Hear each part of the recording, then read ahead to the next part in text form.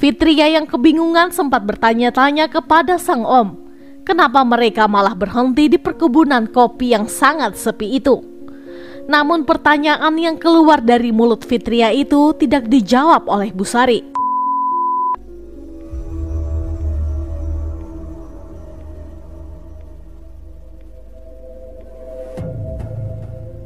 Assalamualaikum warahmatullahi wabarakatuh. Kembali lagi di YouTube channel saya, Lembaran Cerita. Semoga kabar kalian semua sehat selalu dan pastinya diberi kebahagiaan dalam menjalani hidup. Di video kali ini saya akan membahas tentang kasus pembunuhan yang terjadi di Situbondo. Nah, daripada kelamaan intro, yuk langsung kita bahas.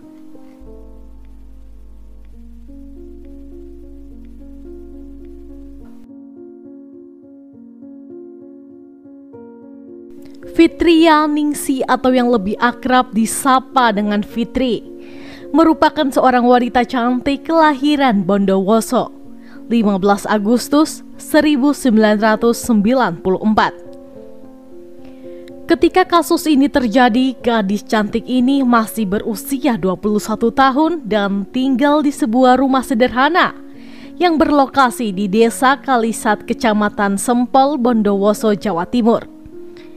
Ia merupakan anak bungsu dari 3 bersaudara. Di mata keluarganya, Fitria dikenal sebagai seorang wanita yang ramah, baik, murah senyum, dan tidak pernah memiliki masalah dengan siapapun. Tetapi meskipun begitu dikenal dengan baik dan tidak neko-neko oleh keluarganya, namun ada satu rahasia besar yang selalu ditutupi oleh Fitria dari siapapun, yakni ia telah menjalin cinta dengan seorang pria beristri yang tidak lain adalah omnya sendiri.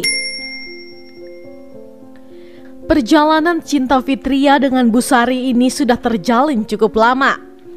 Fitria bahkan tidak canggung melakukan hubungan badan dengan omnya tersebut, meskipun dirinya tahu persis bahwa Bu Sari telah memiliki istri dan juga anak. Diketahui Bu Sari dan keluarganya ini tidak tinggal jauh dari rumah Fitria. Hubungan gelap yang dijalin keduanya pun bisa dibilang berjalan cukup lancar, tanpa hambatan sedikit pun. Bahkan sang istri dari Bu Sari juga tidak pernah mengendus perselingkuhan suaminya dengan keponakannya itu. Sampai pada akhirnya Fitria mengaku kepada omnya bahwa dirinya telah mengandung janin berusia 3 bulan, buah cinta dari keduanya. Saat itu Fitria juga menyampaikan kepada Bu Sari kalau ia ingin sang om mau bertanggung jawab atas kehamilannya sebelum keluarga besar mereka mengetahui tentang kehamilan itu. Namun sayang, permintaan dari Fitria itu langsung ditolak mentah-mentah oleh sang kekasih. Bu Sari berdalih bahwa anak yang ada di dalam kandungan Fitria itu bukanlah anaknya. Demi memastikan kehamilan tersebut, Bu Sari sempat membawa Fitria ke rumah salah seorang dukun. Namun dukun tersebut mengatakan bahwa Fitria ini tidak dalam kondisi hamil. Tetapi lagi-lagi semua perkataan sang dukun itu dibantah dengan tegas oleh Fitria. Ia tetap bersikukuh menjelaskan bahwa dirinya sudah hamil 3 bulan dan janin tersebut merupakan hasil hubungan terlarang bersama dengan Bu Sari. Fitria juga memaksa sang kekasih untuk mau mempertanggungjawabkan semua perbuatannya. Dan jika sang om tidak mau bertanggung jawab, Fitria tidak segan-segan untuk membeberkan perselingkuhan mereka kepada istri Bu Sari yang tidak lain dan tidak bukan adalah tantenya sendiri. Mendapatkan ancaman seperti itu tentu saja membuat Bu Sari merasa ketakutan. Ia terus-menerus memikirkan ancaman dari ponakannya itu karena Bu Sari takut apabila perkataan dari Fitria benar terbukti. Bu Sari tidak mau hubungan gelap dengan ponakannya itu sendiri akan memporak-porandakan rumah tangganya bersama dengan sang istri. Ia juga memikirkan apa kata keluarga besar mengenai dirinya jika perselingkuhannya dengan Fitria diketahui oleh banyak orang. Sehingga Busari pun mulai mencari cara untuk menutupi aibnya dan membungkam mulut Fitria agar semua ketakutannya itu tidak terjadi.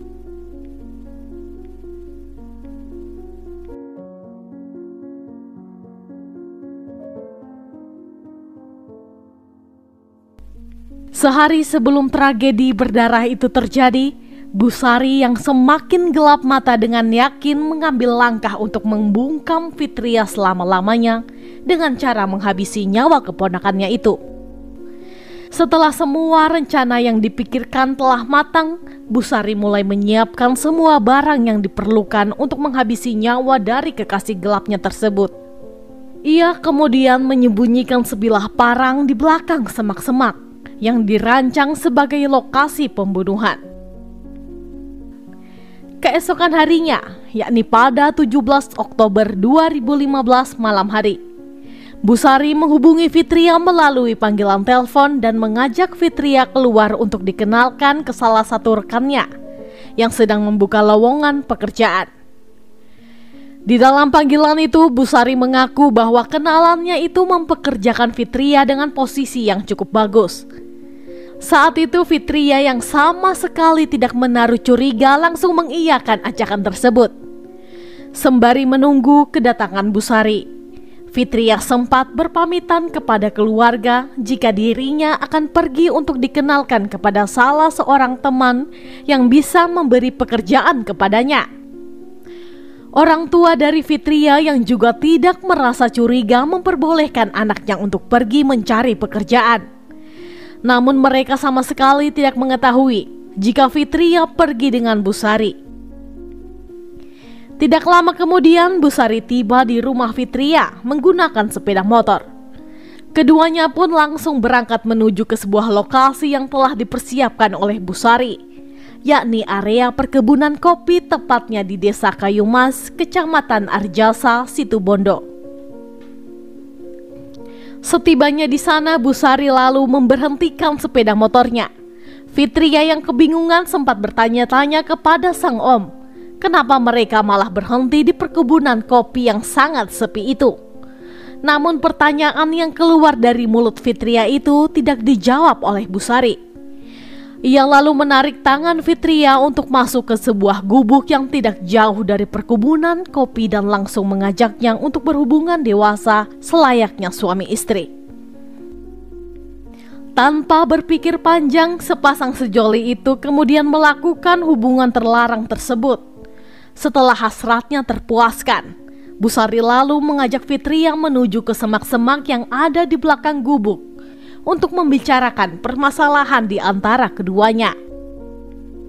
Saat itu Fitria tetap memaksa sang om untuk segera menikahinya dan memintanya agar segera menceraikan istri sah dari Busari yang merupakan tantenya sendiri.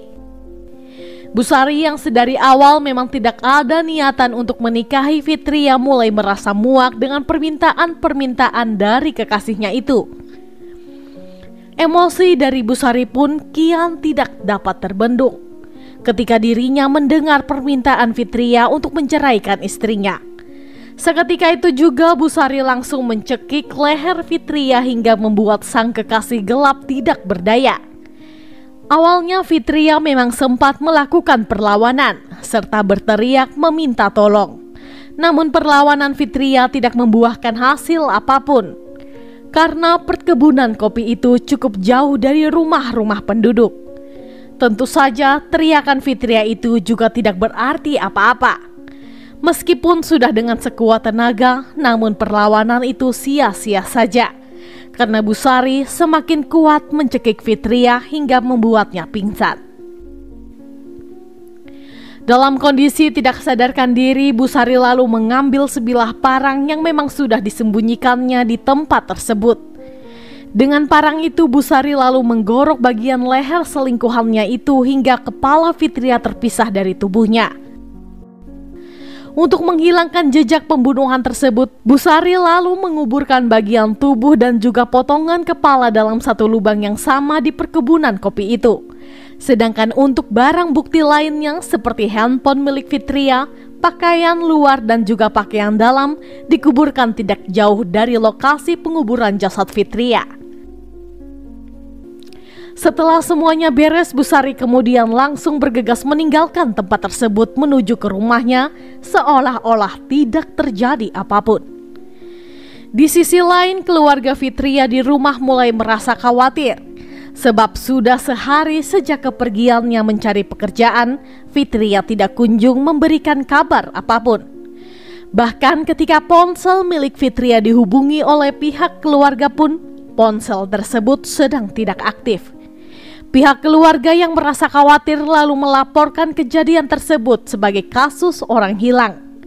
Kepada aparat kepolisian, pihak keluarga menjelaskan bahwa Fitria sempat berpamitan akan dikenalkan kepada orang yang bisa memberikan pekerjaan. Setelah mendapatkan laporan tersebut, aparat kepolisian mulai melakukan pencarian dengan mengecek lokasi terakhir dari ponsel milik Fitria. Pencarian tersebut pun mengarahkan pihak berwajib menuju ke area perkebunan kopi yang menjadi lokasi terakhir dari ponsel milik Fitria sebelum akhirnya dimatikan.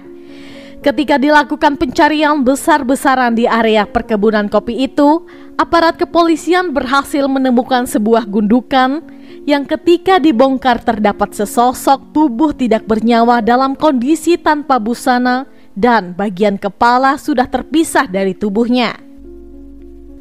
Untuk memastikan identitas dari korban, pihak kepolisian lalu melakukan penyelidikan melalui sidik jari korban yang terkoneksi dengan database dari EKTP se-Indonesia.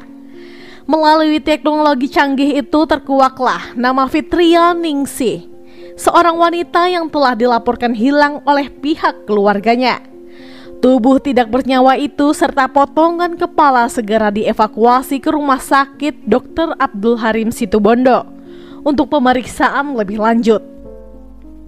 Selain itu, aparat kepolisian juga segera memberitahukan kepada pihak keluarga untuk segera mendatangi rumah sakit guna memastikan kebenaran dari jasad tersebut. Dan setelah dilakukan pencocokan, pihak keluarga membenarkan bahwa jasad tersebut benar merupakan Fitria Ningsih, orang yang mereka laporkan hilang. Sementara itu, aparat kepolisian juga segera menggelar olah TKP di lokasi penemuan tersebut dan menyisir area perkebunan kopi untuk mencari bukti-bukti lain yang berkaitan dengan kasus ini. Pencarian itu ternyata tidak sia-sia karena pihak berwajib berhasil menemukan sebuah handphone, pakaian, bra, dan celana dalam yang dikuburkan tidak jauh dari lokasi penemuan jasad Fitria. Barang bukti itu kemudian dibawa menuju ke Puslab 4 untuk pemeriksaan lebih lanjut. Selain itu, aparat kepolisian juga memulai penyelidikan dengan menginterogasi keluarga besar dari Fitria guna menguak siapa dalang di balik pembunuhan sadis tersebut. Dengan ditemukannya ponsel milik Fitria tentu saja memudahkan penyelidikan aparat kepolisian. Sembari menunggu pemeriksaan dari barang bukti, ada salah satu pengakuan dari salah satu keluarga Fitria yang mengatakan bahwa pada 17 Oktober 2015, Bu Sari sempat meminta izin keluar rumah. Namun sang istri tidak mengetahui apa dan kemana tujuan sang suami meninggalkan rumah. Berdasarkan pemeriksaan ponsel dari Fitria, diketahui bahwa panggilan terakhir yang ada di ponsel tersebut merupakan telepon masuk dari Bu Sari. Pihak kepolisian berpendapat jika terlalu banyak kebetulan-kebetulan yang terjadi di antara kasus pembunuhan itu dengan Bu Sari yang merupakan paman dari korban, sehingga pihak berwajib mulai mengkerucutkan terduga pelaku dalam kasus ini. Dengan banyak bukti-bukti yang mengarahkan kepada Bu Sari, 3 hari setelah penemuan jasad Fitria, aparat kepolisian menangkap Bu Sari di rumahnya untuk dibawa ke Polres Situbondo guna penyelidikan lebih lanjut. Setelah dilakukan interogasi selama berjam-jam, akhirnya Bu Sari mengakui semua perbuatannya. Ia membenarkan bahwa dirinya merupakan dalang di balik kematian yang menimpa keponakannya itu. Bu Sari yang awalnya berstatus sebagai saksi seketika itu juga berubah menjadi tersangka dalam kasus ini. Di dalam interogasinya, Bu Sari mengakui bahwa dirinya terpaksa menghabisi nyawa keponakan sekaligus kekasih gelapnya itu karena tidak tahan dengan ancaman-ancaman dari Fitria yang ingin membongkar perselingkuhan mereka jika dirinya tidak segera menikahi Fitria. Selain itu, Busari juga mengaku bahwa sedari awal dirinya sama sekali tidak ada niatan untuk menikahi keponakannya itu, apalagi sampai mengorbankan rumah tangganya bersama sang istri. Atas perbuatannya, Busari dijerat dengan pasal berlapis, yakni pasal 340 KUHP tentang pembunuhan berencana, junto pasal 338 KUHP tentang pembunuhan. Sidang perdana untuk kasus ini digelar di Pengadilan Negeri Situbondo pada 22 Maret 2016.